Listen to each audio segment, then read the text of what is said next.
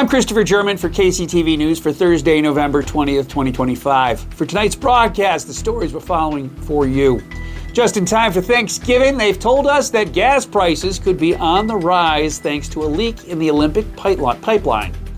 And today we checked in with James Anderson from ODOT to get his perspective on the referendum and the possibility of layoffs at ODOT. And the Klamath County residents should prepare for a very cold start to the day tomorrow, as temperatures will start to plummet this evening. Now make sure you tune in every morning for weather from the Skywatch Weather Center with weather from the Klamath Basin for the Klamath Basin. And tonight's news is brought to you by... The season of giving and winning is here at Klamath Casino. Join us for Gobbler's Gold drawings and win up to $750 cash. Earn kitchen favorites on our Sunday Delights kiosk. Reap your rewards on Thursday with Harvest Time hot seats for up to $250 cash. Take home up to $500 cash in our Harvest Celebration slot tournaments. Plus on Veterans Day, all active and retired military receive $20 free play. Our way of saying thank you. Klamath Casino, where winning comes naturally. Well, just in time for Thanksgiving, they've told us that gas prices could be on the rise. The Olympic pipeline, which is the primary system for delivering refined petroleum products to distribution terminals in the Pacific Northwest of the Cascades, has been shut down due to a fuel leak.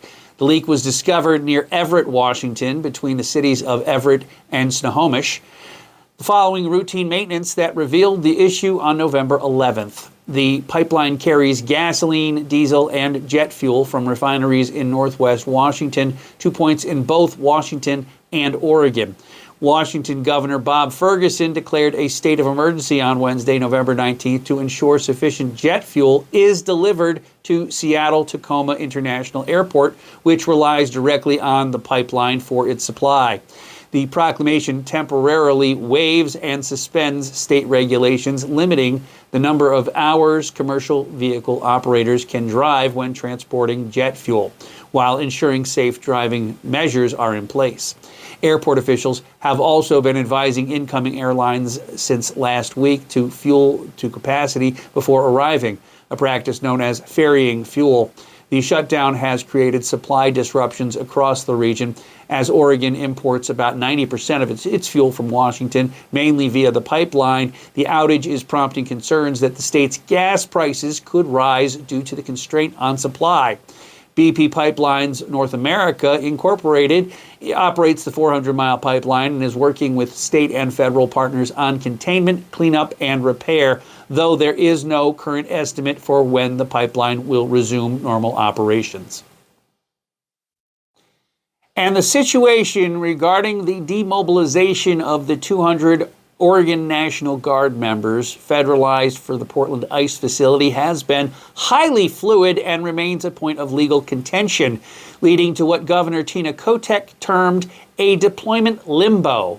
The federalization of the 200 Oregon National Guard troops occurred in September of 2025, ordered by the president over the governor's objections, to ostensibly protect the U.S. Immigration and Customs Enforcement ICE facility in Portland. Amid ongoing protests, the federal judge subsequently issued a permanent injunction ruling that the president lacked a lawful basis to federalize the troops and that the deployment violated state sovereignty.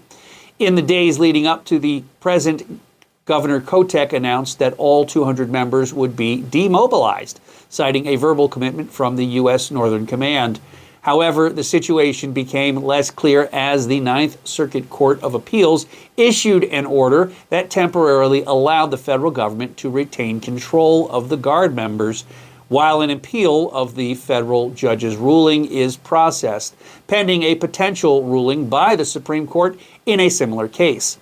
This led to confusion about the actual status of the soldiers. As of the most recent updates, 100 members were in the process of demobilization, traveling to Texas for necessary screening and administrative paperwork, as is required for federalized missions. The other 100 members remain federalized and activated under the control of the U.S. Northern Command, although they were not actively deployed in the city of Portland. The state and the federal government have publicly disagreed on whether the full demobilization was a confirmed order. The Oregon Military Department estimates that the cost of the deployment to taxpayers has reached $16 million. The legal battle continues to center on whether the conditions outside the Portland ICE facility, which a federal judge described as having diminished largely to sedate protests, met the legal standard of rebellion or an inability to execute federal law, which is required for the president to federalize National Guard troops without the governor's consent. And Oregon Governor Tina Kotek has issued a significant executive order, her third climate-related directive in less than a month, aimed at accelerating the state's transition to carbon-free electricity and reducing greenhouse gas emissions. The order focuses on directing state agencies to streamline processes for the development of wind and solar energy, enhance energy storage capabilities, and extend clean fuel initiatives. Key aspects of the order include a mandate for state agencies to expedite land use and environmental reviews, siting and permitting, and grid connections for wind and solar projects. It sets an ambitious target of achieving 8 gigawatts of energy storage in Oregon by 2045, a substantial increase from the current 500 megawatts. The directive also calls for prioritizing public-private partnerships for clean energy projects and exploring ways to support emerging technologies like enhanced geothermal, offshore wind, and advanced battery storage. Furthermore, state agencies are instructed to improve energy efficiency in public and private buildings, and Oregon's Clean Fuels program will be extended through 2040, requiring a 50% reduction in the carbon intensity of Oregon fuels by that year. The order also directs the State Department of Energy to designate transmission corridors, including on public land, and streamline siting and approval with these corridors or existing rights of way. Governor Kotek emphasized that the executive order is a crucial step to protect ratepayers from increased energy costs, while also building a more resilient clean energy future, noting that it would not raise rates but rather prioritize energy efficiency and investments that deliver value to ratepayers. The move comes amidst growing skepticism about Oregon's ability to meet its ambitious 100% clean electricity target by 2040, given challenges like insufficient transmission lines and surging electricity demand from data centers and electric vehicles. The order also lands in contrast to the Trump administration's efforts to roll back federal climate policies. Climate and clean energy advocates have largely lauded the order, highlighting its potential to create efficiencies in regulations and provide necessary momentum for achieving the state's clean energy goals. While the order does not immediately introduce new programs or funding for the current biennium, it may lead to new funding demands in future years as agencies are directed to identify barriers to clean energy deployment and propose solutions. And if you caught our news earlier in the week, we visited with the good folks over at the gas tax petition.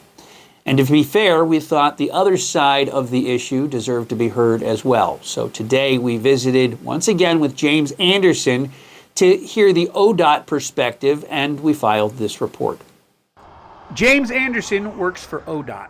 And what a year he has had, what with the layoffs and the gas tax and now the referendum on whether his coworkers are going to get to keep their jobs. He says it's a challenge keeping a positive outlook when so many of his neighbors want to see ODOT lay off their staff. The emotional roller coaster for all the workers is still ongoing because we went through the leading up to the passage of the bill, to the bill getting passed, where everybody could kind of start to relax and get back to just focusing on their community work, focusing on keeping the roads as safe as they can, and back to more of a normal daily life, and actually look at filling some of our vacancies prior to the winter season starting. Waiting for all this to pass to start our hiring. So our hiring process for our winter staff was at least a month to 2 months behind our normal schedule. And then now with the petition and the referendum, looming, now everything's kind of starting to slow down again for the what ifs or potential outcomes that we could be looking at. because ODOT has been, since then, working in a deficit with the focus on that revenue coming in after the bill was signed and in place, which won't start happening until the beginning of this next year, when we'd actually start seeing some dollars coming into the ODOT bank account. And now that the referendum is coming to pass, he says the next round of layoffs could be smack dab in the middle of the worst season to travel on Oregon roads. So basically, if it does get reversed, then we're looking at a lot larger impact right smack dab in the middle of the winter. The last go around, where we were kind of felt like we were being held hostage with the jobs, we were looking at around like 800 to 1,000. This time, since we've been running in a deficit, that impact is going to be much greater. We're starting to hear numbers around 12 to 1,400 minimum, and that puts a really big weight on all our operator shoulders out there that are trying to focus on keeping the roads safe. We're starting to see that morning fog and freezing fog. But he says the trouble is everyone fighting for what they believe, and no one's thinking about the big picture of how Oregon keeps its roads open. Now we're adding to that stress where we're slipping back into that, am I going to have a job? Am I going to be able to still serve my community through, some of our tough months ahead? And it's been really frustrating for a lot of the ODOT workers, like I said last time, because we have zero control over the budgets, how money's spent. At our level, at the workers level, we try and be as good of stewards as we can, which, like I said, we don't have much control over it. But it's frustrating with a lot of the misinformation that's been coming out with it, where, we hear a lot about ODOT's big projects that are, cost overrun and all that. Well, that's project and delivery. That's not operation and maintenance. And that's what we're trying to get funding for, is the operation and maintenance. It's, the boots on the ground, the men and women out there that are plowing the roads, helping people stranded on the side of the road. And that's what this revenue is looking at. But he understands that things cost more these days. When he started Plow Truck, it only cost about $200,000 to purchase. And I feel like both sides of the aisle are really focused on scare tactics to get the votes to go the direction they want, instead of, informing people what we're actually looking at. Like with that gas tax, the 6 cents a gallon, they're scaring people with, well, we're going to be homeless if I have to pay an extra 6 cents a gallon. But the average, if you drive 10,000 miles a year, you're about $7 a month. So in the grand scheme of things, including myself, we all aren't super in favor of taxes or higher prices, but at the same time, our equipment, everything costs more money nowadays. But Anderson says things cost more these days because things are more expensive to produce these days. Our trucks, our equipment now, 10 to 13 years ago, our equipment was around $200,000 for a fully equipped plow truck ready to hit the highway to go to work. Nowadays, we're talking $430,000, $450,000 range. So that's more than double the cost. So of course, there's always, in any business, you have to look at, how money's spent, but at the same time, through the course of the years, that cost of doing business has risen without, any way for us to control it. It's just technology's increased. Our trucks are more advanced now. That costs more money, computer systems and all that, all our tech and all of our equipment, from our loaders, graders, all of it, that cost has risen dramatically over the years, where our income hasn't. So we just hit that point where it was out of balance, And when we decide it's time to lay off workers in Eastern Oregon, that means large swaths of the state are not going to get cleared this winter and going to leave residents stranded. And it's really difficult, and that's what I love about our state is we're so diverse. So our numbers, you have to look at it as each area of the state, because the Portland metro area had much larger numbers. If you're just looking at numbers of people to, be laid off.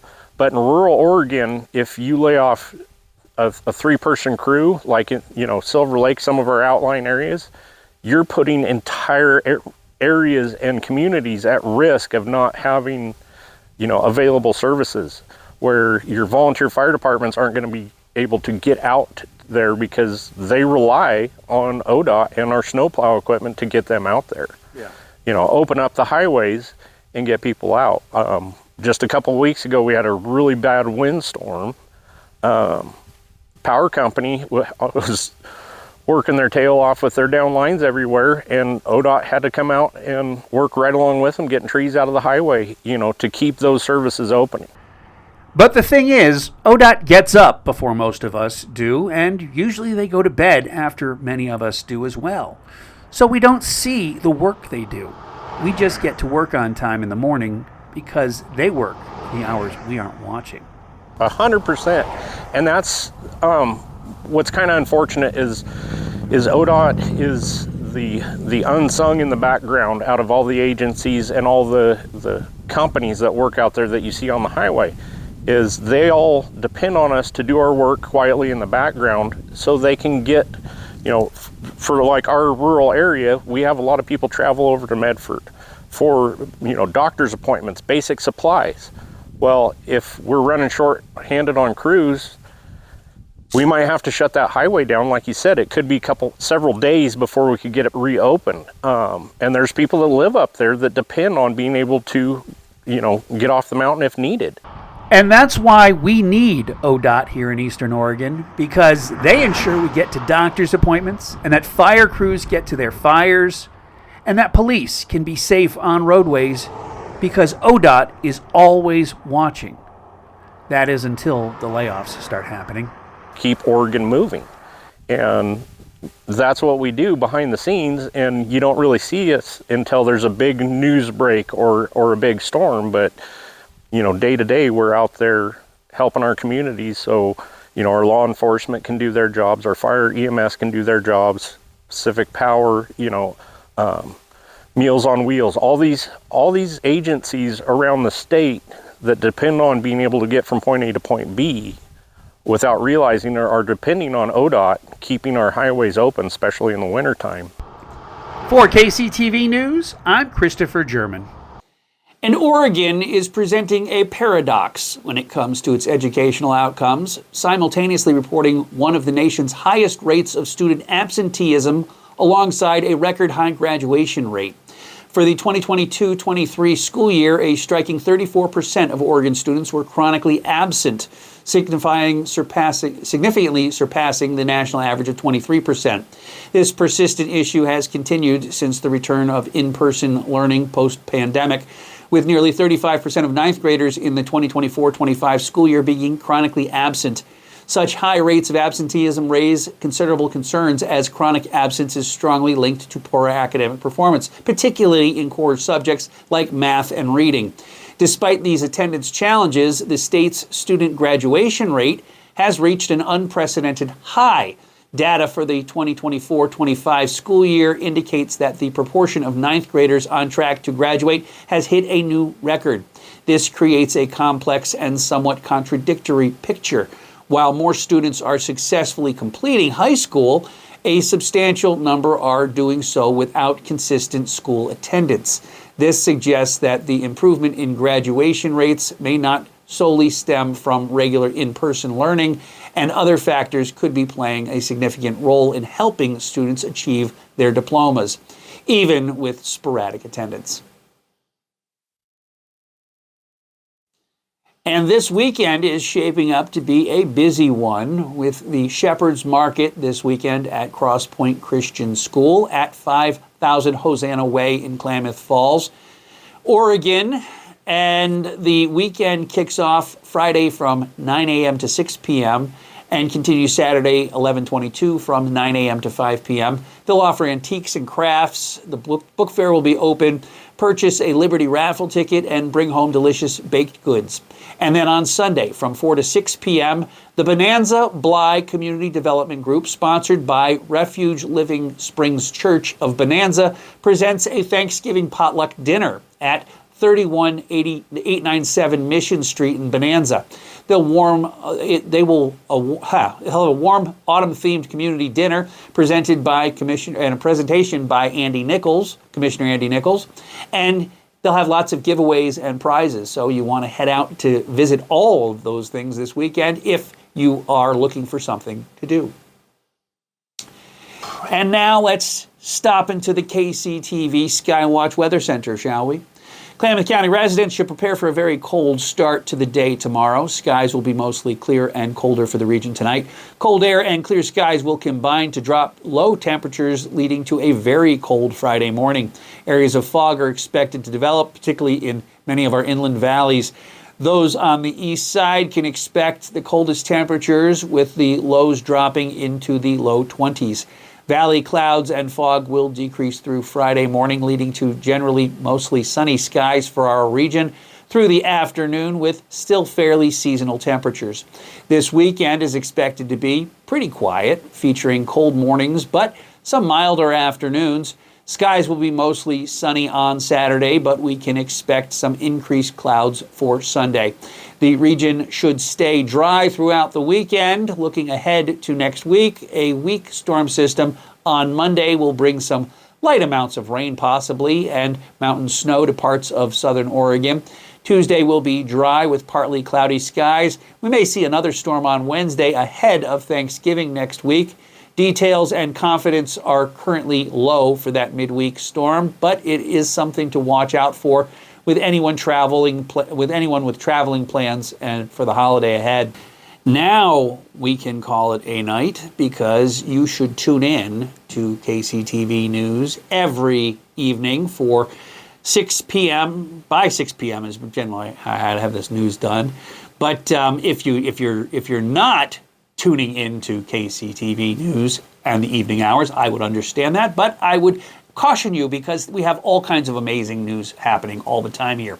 And subscribe to KCTV on your favorite platforms, and make sure you log on to klamathcommunity.tv for the latest news, weather, lifestyle news, sports, including these daily stories posted, and you'll find it exclusively on the KCTV News page. So for KCTV News, I'm Christopher German. I want to thank you for tuning in. I want to thank you for paying attention to this channel, and I want to thank you for at least watching this news. And you know, last night we had something like 3,000 views of our news on Facebook, but we only had about 11 when I went to bed. It ballooned up to about 35 today, and so it's growing. But you know, it doesn't do any good to just watch a post on Facebook. If you're just watching a post on Facebook, you're not watching the news. And if you could download this app to your Roku player, or if you have a Fire TV player, or if you have an Apple TV player, you can actually watch the news and learn something. And that's the entire purpose of this, is that we're trying to inform and educate everybody what's happening in Klamath County. So I'll get off my soapbox, but thank you so much for watching tonight, and I'll see you guys again for tomorrow. And tomorrow being Thursday, no, today's Wednesday. Today's Wednesday. No, today's Thursday. I don't know what today is. What is today? Okay. Well, I think it's Thursday the 20th, and tomorrow is Friday, so we will do our best to get you some news tomorrow as well. But thank you for watching tonight, and we'll see you guys again on Friday. Good night. God bless you for watching, and we'll see you guys again on Friday.